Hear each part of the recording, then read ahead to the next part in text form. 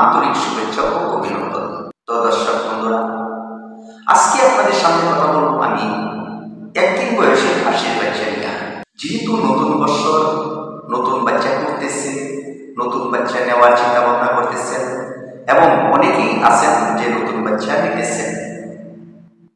যেহেতু এখন ঠান্ডা ঠান্ডা ভাব রয়ে গেছে, ওই ক্ষেত্রে আপনারা একটা দিকেই শুধু নির্ণয় করতে হবে, একটা দিকেই শুধু আপনাদের লক্ষ্য রাখতে হবে।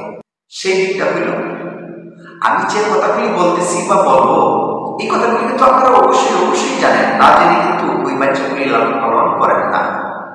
আপনারা কিন্তু জানেন শুনেন বুঝেন দিয়েই কিন্তু ওই বাচ্চাগুলি লালন পালন করতে পারতেছেন বা করেন বা করার সাহস করেন। এরপরেও আমি একটু স্মরণ করিয়ে দেওয়ার চেষ্টা করি বা স্মরণ করিয়ে দিই। এটাই আমার কাজ, স্মরণ করিয়ে দেওয়া, না জানলে জানিয়ে দেওয়া। এটাই কিন্তু আমার কাজ। আমি কিন্তু আপনার বাচ্চা লালন পালন করে দিতে পারবো না। আমি কিন্তু আপনার বাচ্চাকে ওষুধ খাওয়াইতে পারবো না বা খাবার খাওয়াইতে পারবো না বা পানি দিতে পারবো না। আপনাদের বাচ্চা আপনাদেরই করতে হবে। মাঝখানে আপনাদেরকে আমি জাস্ট স্মরণ করিয়ে দিলাম, আর যারা না জানেন তাদেরকে জানানোর চেষ্টা করলাম বা জানাইলাম। হয়তো বা আপনারা কথাগুলি শুনে একটু উপকৃত হইতে পারেন। যদি আপনারা কেউ উপকৃত হন আমার কথাগুলি শুনে না, এই অলমলা 24 ইউটিউব চ্যানেলের কথাগুলি শুনে যদি আপনারা কেউ উপকৃত হন, আপনারা কমেন্ট বক্সে লিখে জানান। আমি উৎসাহিত হব, আমি খুশি হব, আমি আনন্দিত হব যে আমার কথা শুনে একটু উপকৃত হয়েছে। আমি কি কারোর কোনো উপকার করতে পেরেছি, না অপকার করেছি, না ক্ষতি করেছি, এই বিষয়ে আপনারা মতামত জানান। মতামত জানাইলেই তো আমি উৎসাহিত হই, কথা বলতে সাহস পাই। আপনারা কি উপকৃত এই কথাগুলি শুনে, না অপকৃত? আপনারা কি ক্ষতির মুখে যেতেছেন না লাভের মুখে যেতেছেন? এই কথাগুলি কি আপনাদের ক্ষতি হয় নাকি? ওই বিষয়ে আপনারা মতামত জানান কমেন্ট বক্সে।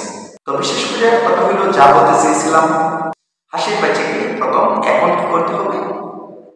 গরম তো বাচ্চা হবেই না, যেহেতু সর্বক্ষণ ঠান্ডা, দিন রাত 24 ঘন্টাই ঠান্ডা, ওই ক্ষেত্রে আপনাদের কি করতে হবে?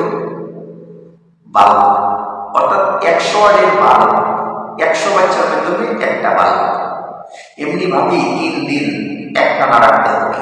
হয়তো বা দিনের বেলা যদি রৌদ্র ওঠে তাহলে হয়তো দিনের বেলা অফ করতে হবে, আর না হয় সর্বক্ষণই আপনাদের 100 ওয়াটের বাল্ব, 100 বাচ্চার ভেতরে একটা বাল্ব, ওই হারে আপনারা দিয়ে যাবেন। 1000 বাচ্চা যদি হয় 10টা বাল্বের প্রয়োজন, এতে করে 8টা বা 7টা বাল্ব দিলেও চলবে। এখন গরমের কোনো হিসাব নেই, যেহেতু ঠান্ডার দিন, কেমনে যে গরম রাখবেন ওই দান্দাটুকুই করবেন। এর মানে এইটা না যে আপনারা পলিথিন ব্যবহার করবেন যাতে বাহির থেকে বাতাস না আসতে পারে, তাহলে কিন্তু ঘরে গ্যাস হয়ে যাবে। আর যদি ঘরে গ্যাস হয়ে যায়, এতে করে আপনার হাঁসের বাচ্চা রোগে আক্রান্ত বা অসুস্থ হতে পারে।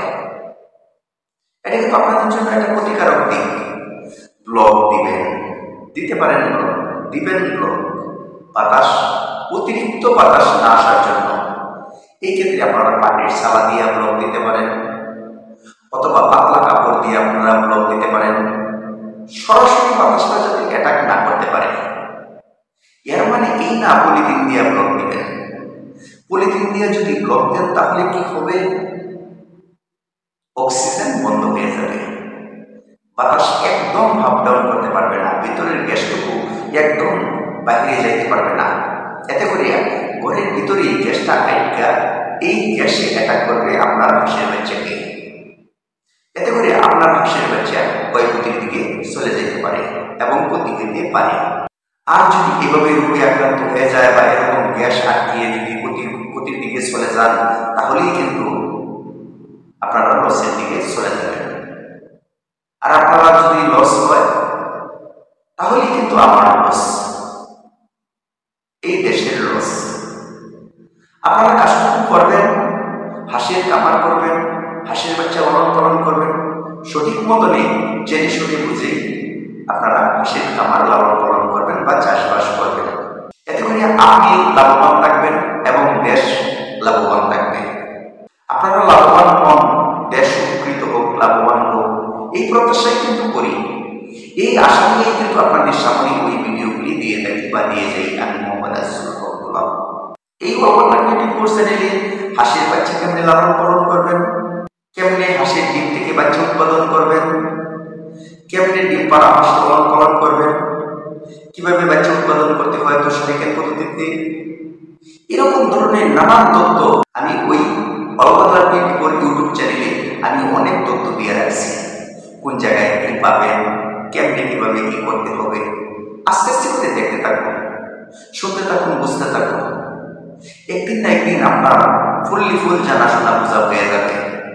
আর আস্তে আস্তে করে আপনারা প্রথম অবস্থা অল্প অল্প করে বাচ্চা নেন, পরে আস্তে আস্তে করে বেশি করে নেন।